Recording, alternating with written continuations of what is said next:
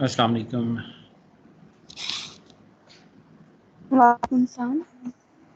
Okay बेटा, इसमें जो है मुझे अभी 2-3 प्रोजेक्ट्स जो हैं वो मिले हैं, तो जिन स्टूडेंट्स के जिस तरह से बनते जा रहे हैं वो मुझे कल तक जो है वो लाजमी कर दें।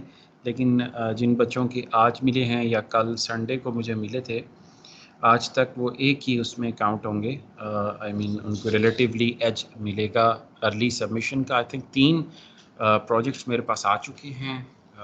एक तो कल आ गया था, कल सुबह, और आपकी ईमेल मुझे रिसीव हुई है, एक और हुई है। तो और आई थिंक 3 या 4 प्रोजेक्ट्स मेरे पास आ गए, तो they will have relative edge of early submission. बाकी कल तक आप जमा करा सकते हैं, इट्स ओके। तो बस यही आपको बताना था और फिर अब क्लास शुरू करते हैं। बिस्मिल्लाहिर्रहमानिर्रहीम। Actually this is as you guys know कि हमारा एक लेक्चर रिकॉर्डेड होता है और एक इंटरेक्टिव होता है। सो होता तो ये भी टाइम टेबल के मुताबिक है, बट स्टूडेंट्स मे ज्वाइन और may listen it at the time of their preference. ठीक है, तो इसमें हम लेक्चर रिकॉर्डिंग करेंगे और जो थर्सडे का सेशन है वो इंटरेक्टिव होगा। हाउएवर लास्ट जो अभी थर्सडे गुजरा है, उस दिन इंटरनेट कनेक्टिविटी की वजह से क्लास नहीं हो सकी थी। उसकी लेक्चर रिकॉर्डिंग भी एज अ मेकअप क्लास आपको मिल जाएगी इंशाल्लाह। वो एक मेकअप क्लास हमारी रहती है, क्योंकि सिलेबस कंटेंट्स जो हैं वो वैसे भी थोड़ा सा टाइट हैं। 13 वीक्स का सेमेस्टर है अभी, जो नया स्केजुअल है उस हिसाब से, और 3 वीक साइकोमोटर एवेलुएशन में है, लिहाजा वो हम क्लास कोई भी मिस नहीं कर सकते। तो वो जो लेक्चर रिकॉर्डिंग थी वो भी आपको मिल जाएगी। तो आज का लेक्चर स्टार्ट करते हैं। सो लेट मी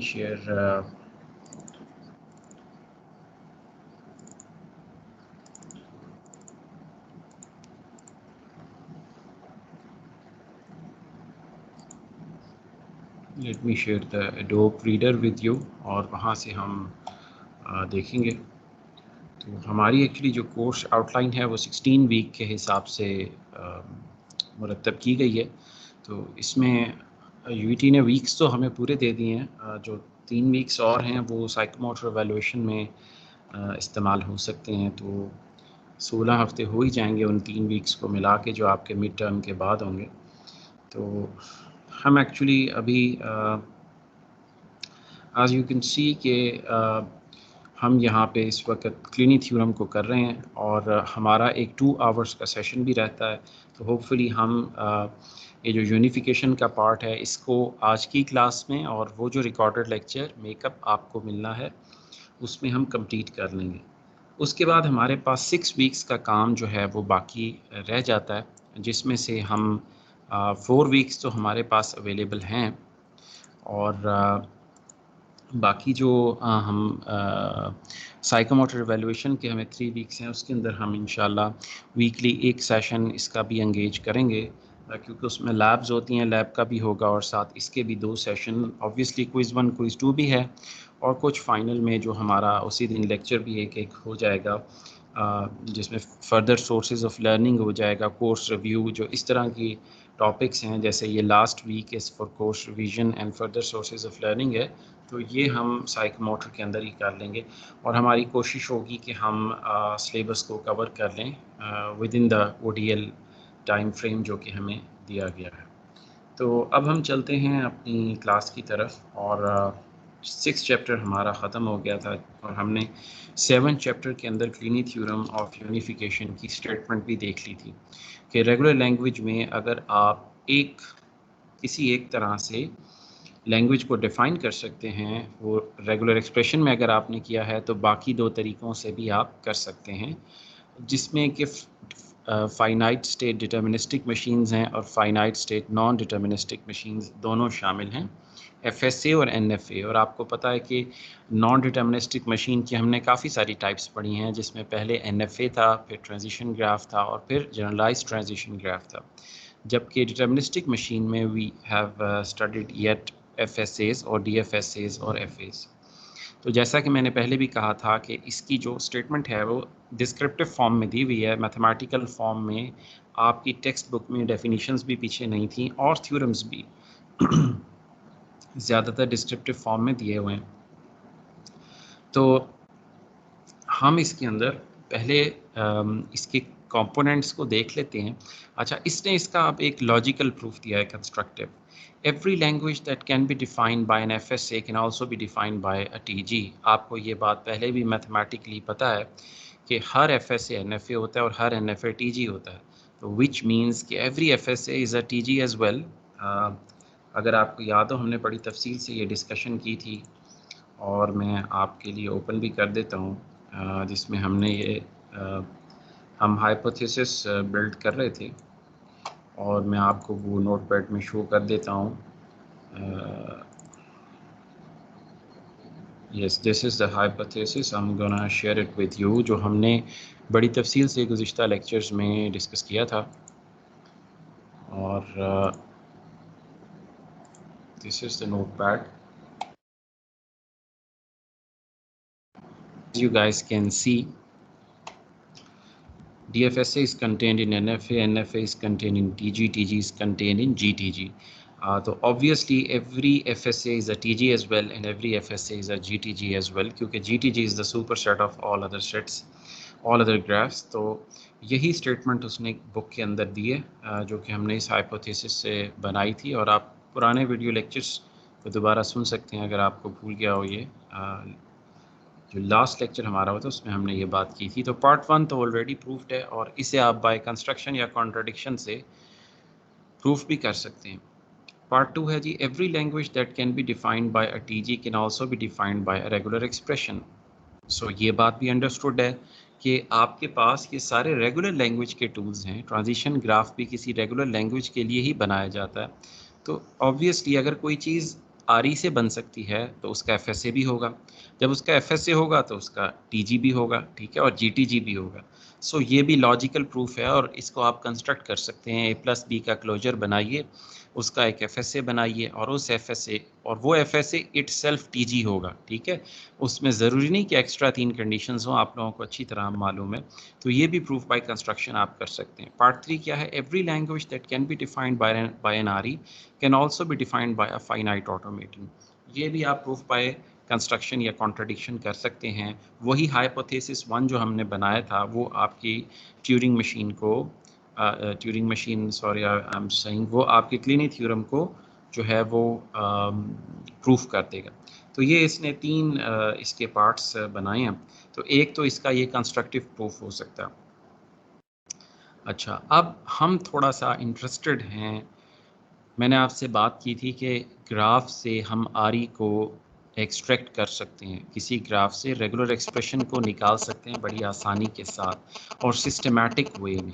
अब वो सिस्टमैटिक वे जो है वो क्या है, वो मैं आपको यहाँ से स्लाइड्स से शो करता हूँ। बुक से आप पढ़ सकते हैं, हम कहीं कहीं इस कोर्स में स्लाइड्स का इस्तेमाल करेंगे। तो मैं I am gonna open the slides, let me open these from the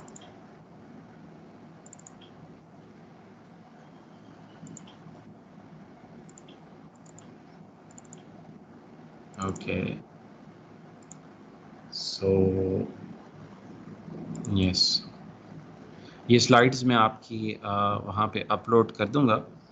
जो आपका स्टडी ग्रुप है आप वहाँ से इसे डाउनलोड कर सकते हैं। 6.16 मेगाबाइट्स की ये स्लाइड्स हैं और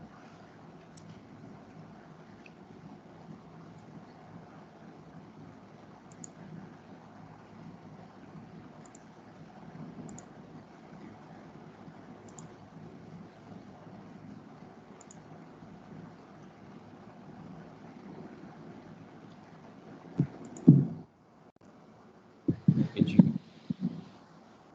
आई एम होपफुल कि आप, वालेकुम अस्सलाम। सर वो आपसे डिस्कशन करनी थी प्रोजेक्ट के मुतालिक। लेक्चर पहले हो जाने दीजिए, उसके बाद करते हैं। चलें, लेक्चर रिकॉर्डिंग चल रही है।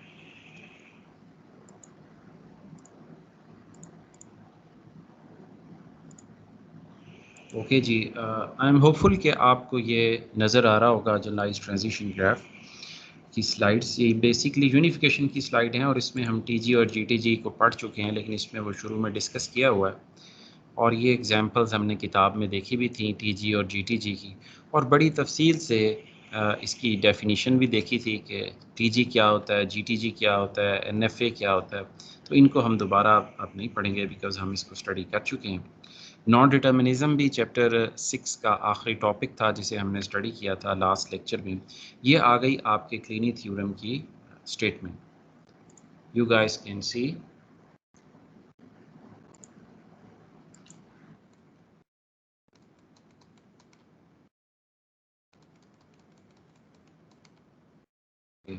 होपफुली आपको विजिबल है क्लीनी थ्योरम की ये जो स्टेटमेंट है, ये अभी हम किताब से देख कर आए हैं और यही यहाँ पे रिपीट की हुई है पार्ट 1, 2, 3 जो मैंने अभी डिस्कस किया था। अब हम ज़रा चलते हैं इसके प्रूफ की तरफ कि किसी एफएसए से आरई कैसे निकालनी है। हर एफएसए टीजी भी होता है तो आप टीजी भी कह सकते हैं। किसी टीजी से रेगुलर एक्सप्रेशन कैसे सिस्टमैटिकली आपने एक्सट्रैक्ट करना। तो अब इसने एक एग्जाम्पल दी है, देखें यहाँ पे दो ट्रांजिशन ग्राफ आपको नज़र आ रहे हैं। ऊपर वाले ग्राफ में आप देख सकते हैं बी डबल ए फिर बी फिर ए डबल बी फिर ए। ये जहन में रखिएगा कि ये जो डबल लेटर्स हैं ये सिर्फ टीजी और जीटीजी में आते हैं। आपने ये गलती नहीं करनी कि डबल ए को आप एफएसए में लिखते हैं, आपका वो ग्राफ गलत हो जाएगा, ठीक है। क्योंकि ए और ए कंबाइंड जो है वो सिर्फ नॉन डिटर्मिनिज्म के अंदर हम ये इजाज़त दे सकते हैं, और वो भी एनएफए में नहीं, टीजी और जीटीजी में सिर्फ। लेकिन हम इसकी इजाज़त एफएसए और एनएफए में नहीं दे सकते, वहाँ पे सिंगुलर एज जाता है। सिग्मा ए बी है तो एक ही एज होगा। आप एग्जाम्पल्स में भी देख लीजिए, चैप्टर 5 में आपको डबल ए नज़र नहीं आएगा। तो आपके सामने ये दो ट्रांजिशन ग्राफ्स दिए हुए हैं। अब देखिए हमने दो टीजीज को हम इसमें यूनिफाई भी कर रहे हैं और इनकी हम आरई भी जो है वो असेस करेंगे। आपको याद होगा ट्रांजिशन ग्राफ में एक से ज़्यादा स्टार्ट स्टेट भी हो सकती हैं। सेट ऑफ स्टार्ट स्टेट थी कम से कम एक और ज़्यादा से ज़्यादा n। तो बुनियादी तौर पे ये जो आप एग्जाम्पल देख रहे हैं ये एक टीजी है, दो टीजी नहीं है। This is one TG. तो इसमें हमने क्या किया, रूल 1 हमें ये कहता है कि जब n स्टार्ट स्टेट्स हों तो उन्हें लैम्डा स्टेट से कनेक्ट कर दें। 1 और 2 के पीछे हमने एक स्टूडेंट्स नई स्टेट मुतारिफ कराई s, और इस s स्टेट को हमने कनेक्ट किया है 1 और 2 से लैम्डा या एप्सिलॉन एजेस के साथ, बिकॉज लैम्डा और एप्सिलॉन एजेस की कॉस्ट नील होती है। ये कुछ भी कॉस्ट अकर नहीं करते, लैंग्वेज पे कोई असर नहीं पड़ेगा। और this is part of Kleene theorem कि आपने पहला काम ये करना है कि अगर एक से ज़्यादा स्टार्ट स्टेट्स हैं तो उन्हें लैम्डा या एप्सिलॉन एजेस से कंबाइन कर दीजिए, ठीक है। अब आपके पास एक कनेक्टेड ग्राफ आ गया है। पीछे आपके पास ये कनेक्टेड ग्राफ नहीं था, यहाँ पे एक कनेक्टेड टीजी आपको मिल रहा है। स्टेप 2, ये स्टेप 1 था जी, किसी ट्रांजिशन ग्राफ से आरई को ऑब्टेन करना। स्टेप 2 में आपने क्या काम करना है कि जी यहाँ पे आपने मल्टीपल फाइनल स्टेट्स को कंबाइन कर देना है लैम्डा या एप्सिलॉन एजेस से। जैसा कि आप देख सकते हैं कि इस एग्जाम्पल में स्टेट 3 और स्टेट 4 फाइनल स्टेट्स हैं। अब हम ये चाहते हैं, क्लीनी थ्योरम हमें ये कहता है कि पहले आपने क्या करना है, स्टेप 1 में मल्टीपल स्टार्ट स्टेट्स को मर्ज करना है। स्टेप 2 क्या कहता है, मल्टीपल फाइनल स्टेट्स को आपने मर्ज कर देना। तो जब मल्टीपल फाइनल स्टेट्स आपकी मर्ज हो गई तो ये आपके पास स्टेप 2 कंप्लीट हो गया। अगर किसी ग्राफ में एक से ज़्यादा फाइनल स्टेट्स हों तो आपने उसे लैम्डा स्टेट्स या एप्सिलॉन स्टेट्स के साथ सिंगुलर फाइनल स्टेट के अंदर मर्ज कर देना। तो स्टूडेंट्स दो स्टेप्स नहायत आसान। पहले मल्टीपल स्टार्ट स्टेट्स को कंबाइन कीजिए, step 1। Step 2 multiple final states को कंबाइन कीजिए, जैसा कि एग्जाम्पल में आपको नज़र आ रहा है। उसके बाद स्टेप 3 में आपने क्या करना है, ये देखिए। अब एक स्टेट से दूसरी स्टेट में अगर मल्टीपल एजेस जा रहे हैं तो इसका मतलब है कि 4 से 5 पे या तो आप R1 वाली सड़क या रोड इस्तेमाल कर सकते हैं, या आप, अगर आप इसको रोड समझिए और ये आपके स्टेशन 4 और स्टेशन 5 हो, either you can go through path R1 या आप रास्ता इस्तेमाल कर सकते हैं R2 का। जब या का लफ्ज़ आता है और यानी चॉइस होती है तो हम प्लस लगा देते हैं। यह आपको पहले से पता है रेगुलर एक्सप्रेशन से कि जब ए या बी की बात की जाए तो हम क्या करते हैं, हम प्लस स्टेट का इस्तेमाल करते हैं। तो आपने मल्टीपल रोड्स को सिंगुलर रोड में तब्दील कर देना है और उसके ऊपर जो सिग्मा आई दिया हुआ है उसको प्लस से कंबाइन कर देना है। ये है आपका स्टेप 3। इसी तरह आप देखिए, आपने स्टेट 5 से अगर घूम फिर के वापस स्टेट 5 की तरफ आना हो तो आपके पास दो रास्ते हैं। या आप R3 की रोड को इस्तेमाल कर सकते हैं या आप R4 के लूप को इस्तेमाल कर सकते हैं। हम इन दोनों लूप्स को कंबाइन कर देते हैं नीचे और बीच में एक चॉइस डाल देते हैं। तो बहुत आसान तीसरा स्टेप, मल्टीपल पाथ्स जहाँ पे हों आपने वहाँ पे प्लस को इंट्रोड्यूस कर देना। तो ये आप n तक जनरलाइज भी कर सकते हैं। अगर n पाथ्स हों 5 से 5 पे आने के, तो आप उन सबको कंबाइन कर देंगे सिंगल पाथ में, यूनिफाई कर देंगे।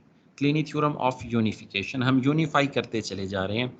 स्टेप 1 में हमने मल्टीपल स्टार्ट स्टेट्स को यूनिफाई किया, स्टेप 2 में हमने मल्टीपल फाइनल स्टेट्स को यूनिफाई किया और स्टेप 3 में हमने जो है डिफरेंट पाथ्स को यूनिफाई किया चॉइस यानी प्लस के साइन के साथ। इसी प्लस को आप और भी लिख सकते हैं, जो आप लॉजिकल और यूज़ करते थे ना C++ के अंदर, लॉजिकल एंड लॉजिकल और, उसमें तो 2 दफ़ा और आता था। ऑटोमेटा थ्योरी में हम प्लस की जगह सिंगल और भी इस्तेमाल कर सकते हैं, R1 और R2 और अप टू Rn, या आप प्लस भी यूज़ कर सकते हैं। आपकी टेक्स्ट बुक में प्लस का साइन इस्तेमाल हुआ है, लिहाजा we will stick to the plus.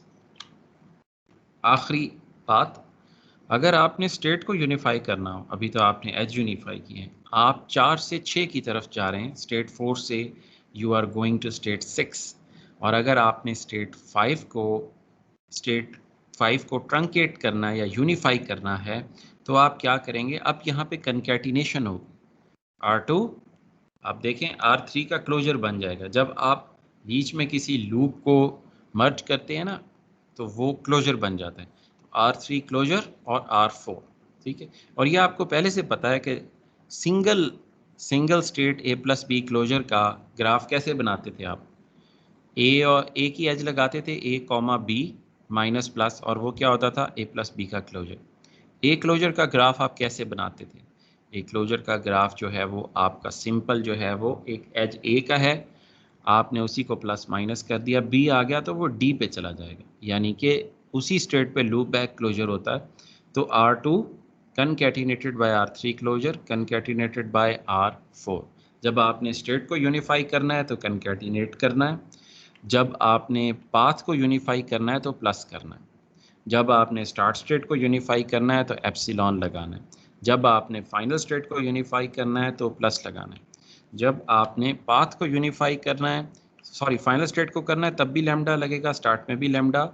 जब आपने पाथ को यूनिफाई करना है तो क्या लगेगा स्टूडेंट्स, प्लस। और जब आपने स्टेट को यूनिफाई करना है, पूरी नोड ही उड़ा देनी है, तो कनकैटिनेशन होगी। अब R2 R3 क्लोजर R4 आपको नज़र आ रहा है। अब आप देखिए इसी तरह से आपको आगे नज़र आ रहा है R1 R2 क्लोजर, ठीक है। और फिर आपके पास अब देखें बड़ा ट्रिकी और बड़ी डिफ़िकल्टी लेवल में एवरेज एग्जांपल्स है स्टूडेंट्स के लिए। आपने 3 को उड़ा दिया, 3 में कितनी तरह के एज है, एक लूप बैक है जो क्लोजर बन जाएगा, और एक सर्किट है, सर्किट होता है राउंड ट्रिप। 3 से 4 का स्टेट 3 और स्टेट 4 के दरमियान एक सर्किट मौजूद है राउंड ट्रिप का, ठीक है। लूप बैक तो R2 क्लोजर हो गया, ठीक। अब आपने अगर 2 से 4 पे जाना हो, आप क्या रीड करते हो, R1 R2 क्लोजर R3, यही कॉस्ट रीड कर रहे हैं ना। तो 2 से 4 पे जाने के लिए आपने क्या लिखा, R1 R2 क्लोजर R3। और अगर आपने 2 से 4 पे लूप बैक करना हो तो देखें इसके अंदर क्या लगता है, 4 से 3 पे गए R4, फिर आपने यहाँ पे R2 क्लोजर देखा और फिर R3 देखा, स्टेट 3 ट्रंकेट हुई है ना। तो स्टेट 3 ट्रंकेट होने से इसका मतलब कि अब स्टेट 3 जो है वो 4 का हिस्सा है। तो अब 4 से वापस 4 पे आने में सर्किट में क्या कॉस्ट आ रही है, R4 R2 क्लोजर और R3, और वही हमने इस पे लिख दी। तो अगर आपने, ये तो थी सिंपल स्टेट यूनिफिकेशन, इसमें सिर्फ एक लूप बैक था, कोई सर्किट नहीं था। तो आपने सिंपली 5 को ख़त्म किया और कॉस्ट लिख दी R2 R3 क्लोजर R4। अगर आप 4 से वापस 3 पे आने का पाथ डिलीट कर दें तो ये भी वही एग्जाम्पल है जो पीछे वाली थी, और हमें नज़र आती है R1 R2 क्लोजर R3, बिल्कुल उसी तरह जैसे आपने पिछली एग्जाम्पल देखी थी। अब जब 4 से वापस 3 पे कनेक्ट हो रहा है तो यहाँ पे बन जाता है सर्किट, तो वो हमने सर्किट की कॉस्ट डाल दी नोड 4 पे, which is R4 R2 closure R3। तो अगर आपके पास सर्किट हो तो आपने इस तरह से कंबाइन करना है, सिंपल ग्राफ हो तो आपने ऐसे उसे यूनिफाई करना है। तो ये हमारा स्टेप 4 था। अब पूरी एक कॉम्प्रिहेंसिव एग्जाम्पल आगे देखिए स्टूडेंट्स। ये अब आपके पास एक ट्रांजिशन ग्राफ दिया हुआ, every transition graph is a GTG as well, ठीक है, तो जीटीजी कह लें टीजी कह लें, इट्स अप टू यू।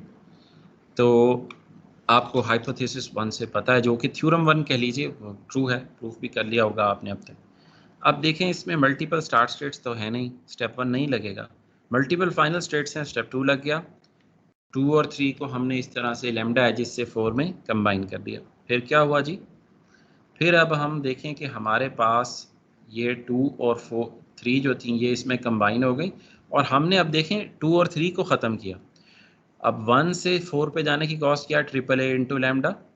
दूसरा रास्ता कौन सा है, B B A into lambda. तो ये triple A lambda plus B B A lambda. फिर वो याद करें, जब दो सड़कें हों, दो रोड्स हों, चॉइस